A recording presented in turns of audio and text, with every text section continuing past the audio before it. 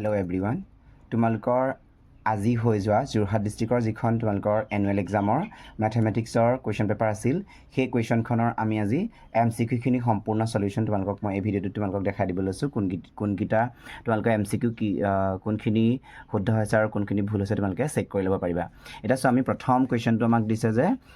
0.6 ৰ মান কি হ'ব এটো হয়নে অপচন নম্বৰ A 2/3 হ'ব সো নেক্সট 2 নম্বৰ কুৱেশ্যনটোৰ এনসাৰ হ'ব তোমালোকৰ অপচন নম্বৰ C 1 আৰু 3 দুইটাই শুদ্ধ আৰু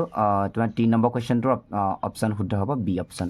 নেক্সট আমি সাম তোমালোকৰ কুৱেশ্যন নম্বৰ 4 ৰ অপচন নম্বৰ B শুদ্ধ কুৱেশ্যন নম্বৰ 5 ৰ option number D question number 6 ৰ অপচন নম্বৰ C শুদ্ধ কুৱেশ্যন নম্বৰ 7 ৰ অপচন নম্বৰ D শুদ্ধ কুৱেশ্যন নম্বৰ 8 ৰ option number C question number 9 ৰ option number C question number 10 ৰ তোমালোকৰ 48 মানে D শুদ্ধ কুৱেশ্যন নম্বৰ 11 ৰ 60 তোমাৰ C শুদ্ধ হ'ব কুৱেশ্যন নম্বৰ 12 ৰ অপচন নম্বৰ C শুদ্ধ কুৱেশ্যন নম্বৰ 13 ৰ অপচন নম্বৰ C শুদ্ধ কুৱেশ্যন নম্বৰ 14 ৰ অপচন নম্বৰ A শুদ্ধ কুৱেশ্যন নম্বৰ 15 ৰ অপচন নম্বৰ A শুদ্ধ কুৱেশ্যন নম্বৰ 16 ৰ option number B question 17 option B question 18 ৰ তোমালোকৰ অপচন নম্বৰ C কুৱেশ্যন 19 ৰ অপচন নম্বৰ B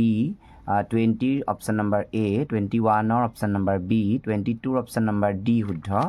তাৰপিছত তোমালোকে চেক কৰা 23 টো option number A 24 option number C 25 option number B 26 option number B 27 option number A 28 option number A 29 option number B 30 option number B হ'ব 31 ৰ option number C 32 option number C হ'ব 33 option number B 34 option number A